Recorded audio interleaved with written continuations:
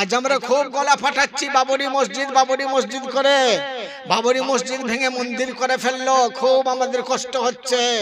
কিন্তু এই কষ্টটা সেদিনে হওয়া উচিত ছিল যেদিন মুয়াজ্জিন চিৎকার করে করে বলতো হাইয়া আলাস সালাহ হাইয়া আলাল ফালাহ, আর ওখানকার মানুষরা ভাবতো ইমাম আর মুয়াজ্জিন দুজনে মিলেই চালা, আমার এখন বাজারে যাওয়ার পালা। এই দিনে কষ্ট হলে আজকে এই হাল আসতো না, এই জিনিস দেখতে হতো না।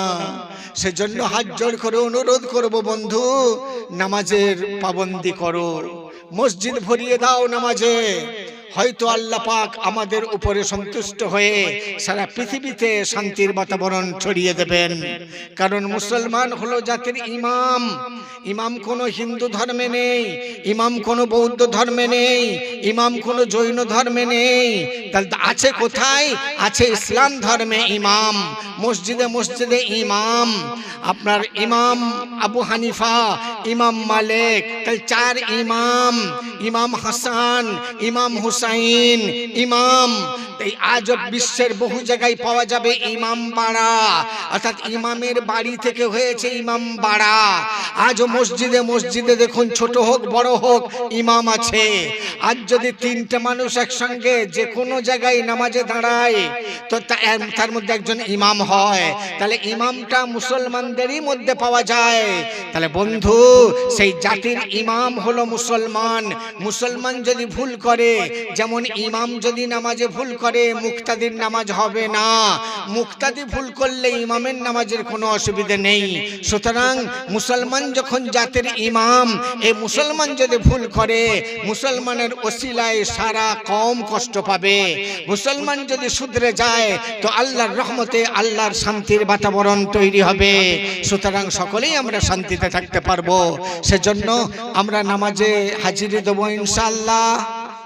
কারা কারা আছেন হাত তুলে দেখান, হাত তুলে দেখান যে আমরা নামাজ আর ছাড়বো না, আমরা 5 ওয়াক্তের নামাজ কায়েম করব। বলুন ইনশাআল্লাহ, জোরে বলুন ইনশাআল্লাহ।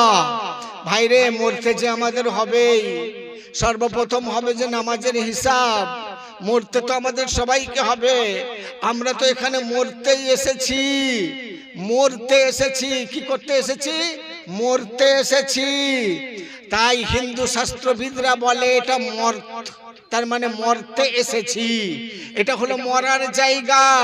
তাহলে এখান থেকে যখন আমাদের যেতেই হবে, তাহলে নামাজের যে প্রথম হিসাব, সেই নামাজটা আমরা কেন ছাড়বো বন্ধু? খবরদার না। কবরে যখন আমাদের যেতে হবে, কেউ কবরে থাকবে না, সবাই মাটি মঞ্জিল দিয়ে চলে আসবে। আমি একা পড়ে থাকবো মাটির কবরে।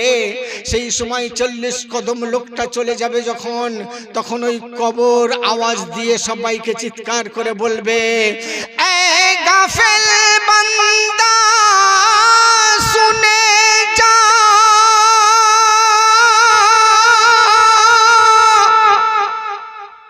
কার সাথে যাস কোন ঘরে, এই লোকেরাই সঙ্গে করে কাল নিয়ে আসবে তোরে। আমরা কবর দিয়ে কবরস্থান থেকে যখন বাড়ি ফিরি, কত আনন্দ ফুর্তি করতে করতে, কত গল্প করতে করতে আমরা ফিরি। কিন্তু কবর চিৎকার করে আমাদের বলতে চাই কি জানেন? এ গাফেল বান্দা শুনে যা, কার সাথে যাস কোন ঘরে। এ গাফেল বান্দা শুনে যা, কার সাথে যাস কোন ঘরে। এই লোকেরাই কান্ধে করে কাল নিয়ে আসবে তোরে। এ গাফিল বান্দা শুনে যা, কার সাথে যাস কোন ঘরে। এই লোকেরাই কান্ধে করে কাল নিয়ে আসবে তোরে। এ গাফিল বান্দা শুনে যা। নারায়ে তাকবীর, নারায়ে তাকবীর, নারায়ে রিসালাত, নারায়ে रिसालत, नारे रिसालत, जनाब असलम हबीब।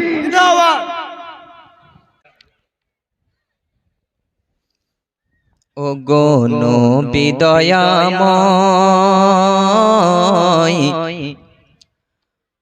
ও গো নবী দয়াময়, আমি পেলে গো তোমায় চুমাই চুমাই ভরিয়ে দিতাম তোমার দুটি পায়। জোরে বলুন সুবহানাল্লাহ। আপনাদের সুবহানাল্লাহর পাওয়ার এত কম কেন? ভাত খেয়ে এসেছেন মনে হয়, ভাত খেয়ে এসেছেন। আসলে কি বলুন তো, ভাত খেলেই মনে হয় কাত হয়, বুঝলেন? পেটে যখনই ভাত পড়ে যায় মনে হয় আমি কাত হয়, কিন্তু না, আপনারা হচ্ছেন বাঘের বাচ্চা, ঠিক আছে? তাই বাঘের মতো আওয়াজ করতে হবে। কিরকম? জোরে বলুন সুবহানাল্লাহ। সুবহানাল্লাহ। হচ্ছে না, হচ্ছে না, হাত তুলে বলুন সুবহানাল্লাহ। কই দেখি আমি একবার তাকবীর দেব, কজন হাত তুলে দেখবো। নারে তাকবীর। মাশাআল্লাহ মাশাআল্লাহ।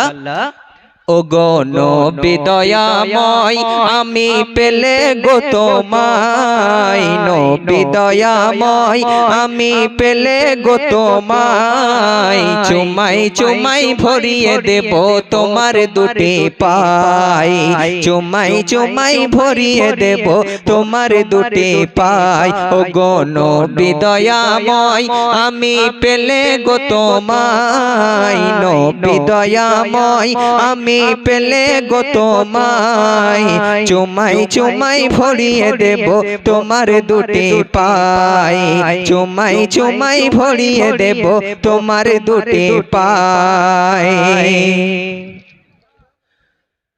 আসুন স্যার কি বলল লক্ষ্য করুন। তুমি আমার কিবলা কাবা, তুমি এ দিল বাঘের সভা, তুমি আমার কিবলা কাবা, তুমি এ দিল বাঘের সভা, অন্তর আমার তোমার সেবায় ম্লান হয়ে রয়ে নিশি অপভা, দাও যদি এই ফুটিয়ে জবা, দাও যদি দাও যদি ফুটিয়ে জবা এই শূন্য বাগিচায়। সুবহানাল্লাহ। আরো জোরে বলুন সুবহানাল্লাহ।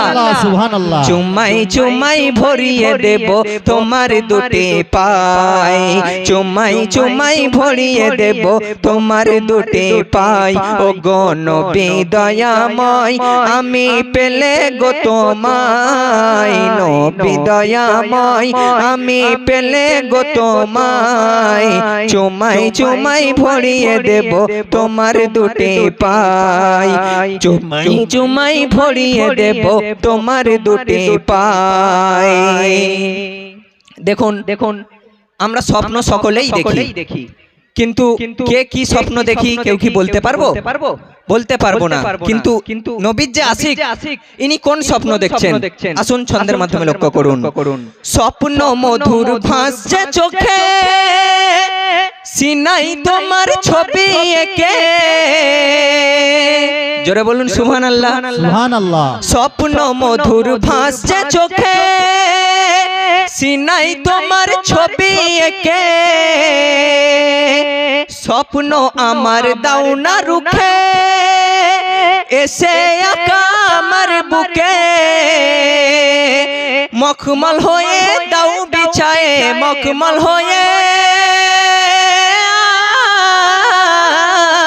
মখমল হয়ে দাও বিছায়ে ওই কাটার বিছানায়, চুমাই চুমাই ভরিয়ে দেব তোমার দুটি পায়। ও গো নবী দয়াময়, আমি পেলে গো তোমায়, নবী দয়াময়, আমি পেলে গো তোমায় চুমাই চুমাই ভরিয়ে দেব তোমার দুটি পায়। করিয়ে হৃদয় পারা পারা, ফিরিয়ে দিও না চেহারা, করিয়ে হৃদয় পারা পারা, ফিরিয়ে দিও না চেহারা, হেরা ও গো আমার নয়ন তারা বৃথা জীবন তুমি ছাড়া মগ্ন কাবাই ঘোরা ফেরা মগ্ন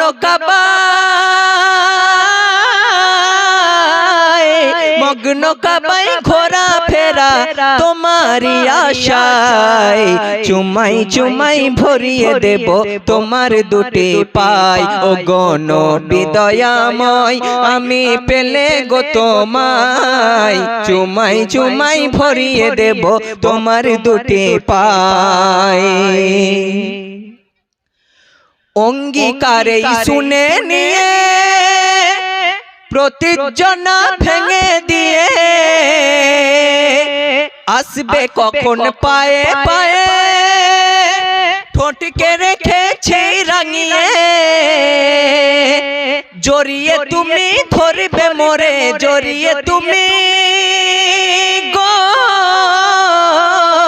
জড়িয়ে তুমি ধরবে মোরে আপন কলিজায় এই দু একজন বাচ্চা বলছে সুবহানাল্লাহ বাকি জন চুপ আরে সুবহানাল্লাহ বললে গুনাহ হবে গুনাহ হবে না তো নেকি হবে তো চিৎকার করে বলুন সুবহানাল্লাহ জড়িয়ে তুমি ধরবে মোরে আপন কলিজায় চুমাই চুমাই ভরিয়ে দেব আপনারাও বলুন চুমাই চুমাই ভরিয়ে দেব তোমার দুটি পায় চুমাই চুমাই ভরিয়ে দেব তোমার দুটি পায় ও গো নবী দয়াময় আমি পেলে গো তোমায় নবী দয়াময় আমি পেলে গো তোমায় চুমাই চুমাই ভরিয়ে দেব তোমার দুটি পায় চুমাই চুমাই ভরিয়ে দেব তোমার দুটি পায় শেষ ছন্দে আমার শুদ্ধ লেখক দিনী আরজু সেই নবী সম্পর্কে কি ফরিয়াদ করলেন আসুন ছন্দের মাধ্যমে লক্ষ্য করুন তোমার আশাই দিন গুনে যায় আসন পেতে মোর মদিনায় নারে তাকবীর আল্লাহু আকবার নারে তাকবীর আল্লাহু আকবার জনাব হাফেজ মোহাম্মদ আসলাম হাবিব সাহেব জিন্দাবাদ জনাব হাফেজ মোহাম্মদ আসলাম হাবিব সাহেব জিন্দাবাদ নারে তাকবীর আল্লাহু আকবার নারে রিসালাত আল্লাহু আকবার তোমার আশাই দিন গুনে যায় আসন পেতে মোর মদিনায় কলু বালাই ওয়াদা করে এসেও ভাবি এই দুনিয়ায় বৃথা আসলামের এ জনম বৃথা জনম গো বৃথা আসলামের এ জনম যদি তোমায় নাহি পাই চুমাই চুমাই ভরিয়ে দেব তোমার দুটি পাই ও গো নবী দয়াময় আমি পেলে গো তোমায় নবী দয়াময় আমি পেলে গো তোমায় চুমাই চুমাই ভরিয়ে দেব তোমার দুটি পাই চুমাই চুমাই ভরিয়ে দেব তোমার দুটি পাই চুমাই চুমাই ভরিয়ে দেব তোমার দুটি পাই বলেন নাতে রাসূল সাল্লাল্লাহু তাআলা আলাইহি ওয়াসাল্লাম আমি লক্ষ সালাম আমি লক্ষ সালাম জানাই নবী তোমার কদমে শান্তি সুধা আছে রাসূল তোমার কদমে জোরে বলুন সুবহানাল্লাহ সুবহানাল্লাহ আরো জোরে বলুন সুবহানাল্লাহ সুবহানাল্লাহ হাত তুলে বলুন সুবহানাল্লাহ আমি লক্ষ সালাম জানাই নবী তোমার কদমে শান্তি সুধা আছে রাসূল তোমার কদমে আমি লক্ষ সালাম জানাই নবী তোমার কদমে শান্তি সুধা আছে রাসূল তোমার কদমে শান্তি সুধা আছে রাসূল তোমার কদমে যে নবীজির কলমা বিনা কেউ মুমিনা হবে না। কি ভাই, আমরা যদি নবীর কলমা না পড়ি আমরা প্রকৃত মুমিন হব? না। আমরা নবীর কলমা পড়বো না, ধরুন প্রকৃত মুমিন হব? তাই কবি বললেন যে নবীজির কলমা বিনা কেউ মুমিনা হবে না, যে নবীজির ইলম বিনা গোরে রেহাই পাবে না, যে নবীজির কলমা বিনা কেউ মুমিনা হবে না, যে নবীজির ইলম বিনা গোরে রেহাই পাবে না। তুমি ভুবন ধামের আগে ছিলে লৌহ কলমে। তাই আপনারাও বলুন, শান্তি সুধা আছে রসুল তোমার কদমে। আমি লক্ষ সালাম জানাই নবী তোমার কদমে, শান্তি সুধা আছে রসুল তোমার কদমে। কেউ কারো হবে না জানি শেষ বিচারের দিনেতে, ভাই পালাবে ভাই হতে, স্বামী পালাবে স্ত্রী হতে। কেউ কারো হবে না জানি শেষ বিচারের দিনেতে, ভাই পালাবে ভাই হতে, স্বামী পালাবে স্ত্রী হতে। তাই সেদিন ছুটে গিয়ে পড়ব নবী তোমার কদমে। তাই শান্তি সুধা আছে রসুল তোমার কদমে। আমি লক্ষ সালাম জানাই নবী তোমার কদমে, শান্তি সুধা আছে রসুল তোমার কদমে।